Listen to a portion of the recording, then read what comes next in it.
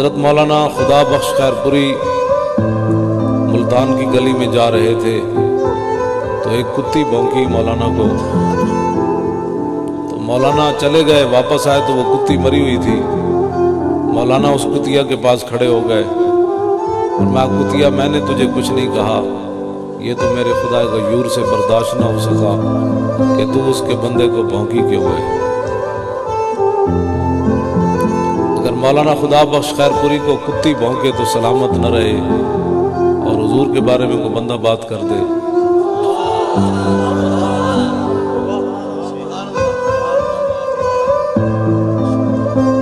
قاضی ایاز نے یہاں شفا شریف کے اندر لکھا کہ خراسان کا بادشاہ عمر بن لیث اچھے کردار کا مالک نہیں تھا، وہ جب دنیا سے چلا گیا، یہ انہوں نے امام ابو القاسم قشیری کے حوالے سے لکھا جن کو دادا صاحب اپنا استاد مانتے ہیں۔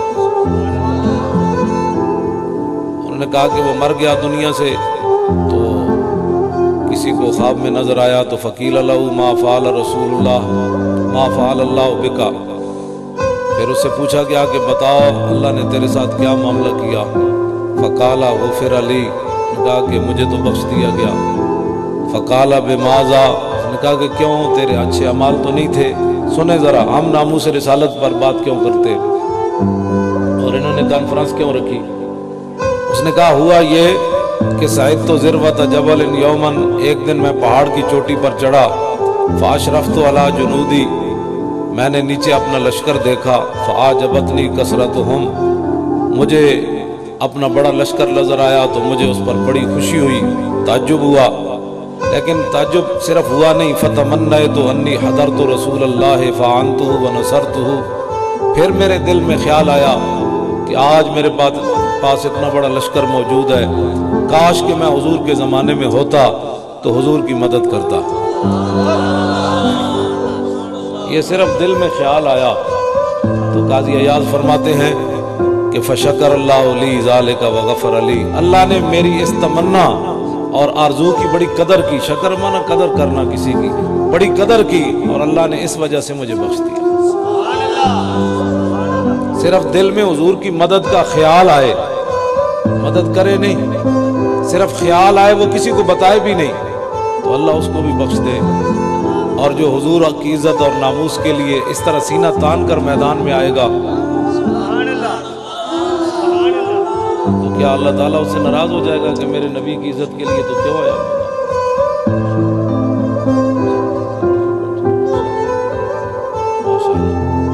تو میں یہ بات اس لیے کر رہا ہوں کہ ہمارے لوگ میں تھوڑی سی آگے بات چل کے پھر کرتا ہوں۔ حضرت عمر بن اخطب صحابی ہیں، نبی علیہ السلام پانی پینے لگے تو انہوں نے پیالے کے اندر ایک تنکا دیکھا، عرض کی حضور یہ مجھے دے دیں، انہوں نے تنکا نکال دیا، یہاں تو صرف تنکا ہی تھا چھوٹا سا، تو نکال دیا تو میرے آقا نے ہاتھ بلند کر دی، اللہم جملو، یا اللہ انہوں سونا بنا دے، تم آیا نہ درتے کیوں بد نصیبہ، ہزاراں رنگاں میں رنگے دے۔ حضرت عبداللہ بن عباس کہتے ہیں کہ میں رات کے پچھلے پیر حضور کے گھر حاضر ہوا، حضرت میمونہ ان کی خالہ تھی، حضور کے نکاح کے اندر تھی، ام المومنین ہے، فرماتے ہیں حضور ان کے گھر ٹھہرے ہوئے تھے تو میں بھی اپنی خالہ کو ملنے کے لیے رات کے پچھلے پیر آیا تو حضور نماز پڑھ رہے تھے، تو میں پیچھے نیت باندھ کے کھڑا ہو گیا تو حضور نے مجھے برابر کھڑا کیا، جب حضور نماز کی طرف متوجہ ہوئے تو پھر میں پیچھے ہٹ گیا، میں جب پیچھے ہٹا نماز حضور نے مکمل کر لی تو میرے آقا نے فرمایا جب میں نے تجھے برابر کھڑا کیا تھا تو پیچھے کیوں ہٹا؟ تو حضرت عبداللہ بن عباس نے جو بات کی، ما کان ینبغی لأحد ان یصلی حذاک وانت رسول اللہ، حضور آپ کو نبی مان کر آپ کے برابر کوئی کھڑا ہو سکتا ہے؟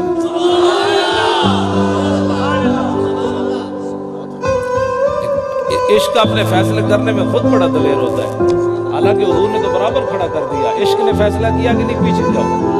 ہاں جی، ہمیں کہتے کہاں لکھا ہے؟ میں نے کہا پاگل کے بچے لکھا کہیں بھی نہیں ہوا، عشق اپنے فیصلے کرنے میں خود بڑا دلیر ہوتا ہے۔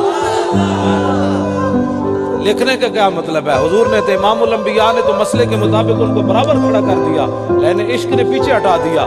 تو جب میرے آقا کو ان کی بارگاہ میں حضور کی بارگاہ میں عرض کی نا کہ بھئی کسی کی جرت ہے کہ نبی مان کر برابر کھڑا ہو، تو حضرت عبداللہ بن عباس کہتے ہیں فَآجَبَهُ، میرے اس جملے کو حضور نے پسند بھی فرمایا، فَدَعَ اللَّهُ، پھر حضور نے ہاتھ اٹھا دیے، اَن يَزِيدَنِي فَهْمًا وَعِلْمًا، یا اللہ اس بچے نے میرا اتنا احترام کیا، اس کے فہم میں بھی اضافہ کر، اس کے علم میں بھی اضافہ کر۔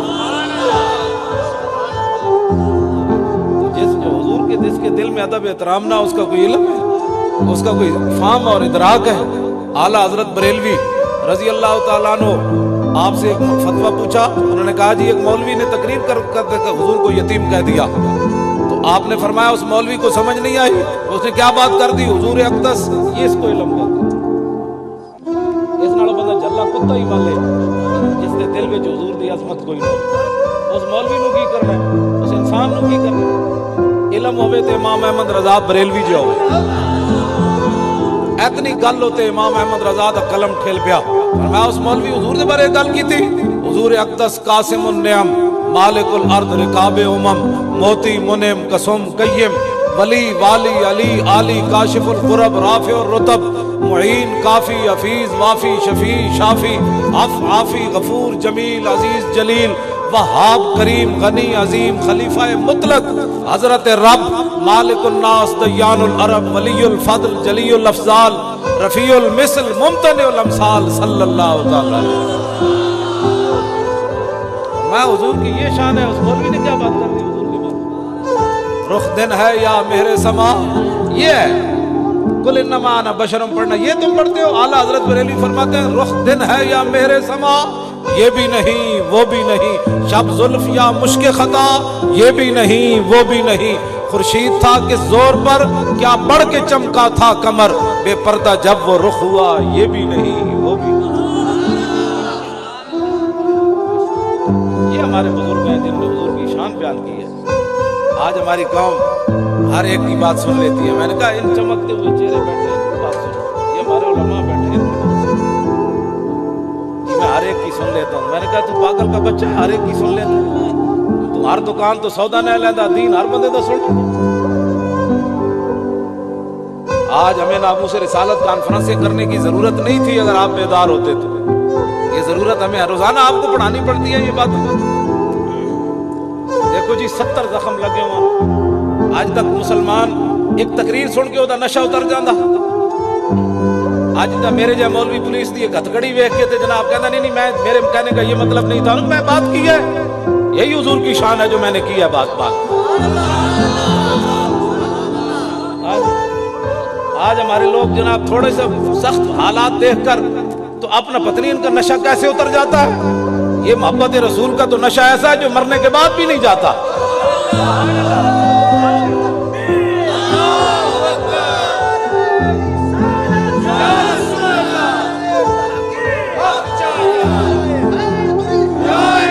سارے بولو بھائی، تسی پریشان بیٹھے ہو، سارے بولو۔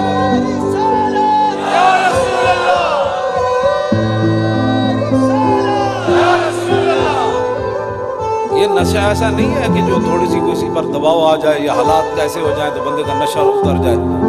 یہ امام نے لکھا اس میں، فرمایا 70 زخم لگے ہوئے تھے حضرت طلحہ بن عبید اللہ کو، اور ہاتھ جو ہے وہ بھی حضور کو حضور کا دفاع کرتے کرتے شل ہو چکا تھا، ختم ہو چکا تھا میدان احد۔ حضور کے سامنے ایسے ڈھال لے کر لوہے کی کھڑے تھے اور کافر حضور کی طرف تیر جو ہے وہ برسا رہے تھے، اور حضور کو بچانے کے لیے حضور کے آگے کھڑے تھے۔ میرے آقا و مولا حضور پیچھے جلوہ کرتے۔ یہ تو میں نہیں کہہ سکتا کہ حضور ان کی پیٹھ کے پیچھے تھے، یہ تو میرا زبان، ویسے حدیث کے الفاظ یہی ہے، ایک ادب کا تقاضا بھی یہ ہے۔ پیچھے میرے آقا ایک طرف جلوہ گر تھے، کافر حضور کو تیر مار رہے تھے، وہ ایسے ڈھال آگے کر رہے تھے، ایک تیر اتنا سخت آیا کہ وہ ڈھال نیچے گر گئی۔ اب یہ صحابی نے دوڑ کر نہیں، دوسرے صحابی نے نہیں کیا ذرا میں نے تو ڈال دے گی، یرا حضور بہ جاؤ میں ذرا چپ رہا ہوں۔ یہ تو ہمارے فیصلے ہیں نا، ہم خود کرتے ہیں عشق کیسے ہونا چاہیے۔ انہوں نے پھر ہاتھ آگے کر دیا، پھر نیچے نہیں ہوئے اور نہ حضور کی بارگاہ میں عرض کی حضور اب کیا کریں، اب تیر آ رہے ہیں، میری جان کا کیا بنے گا؟ عشق اپنے فیصلے۔ اقبال کہنا میں پر ساز عشق وازنی رنگی عشق بہر رنگے کے خواہی سر برارت۔ اقبال کہنا عشق دے بارے مت پوچھ تے عاشقاں دے بارے مت پوچھ، جویں تو کمیں حضور دا عاشق تینوں میں نظر آئے گا، جویں تو چاہے۔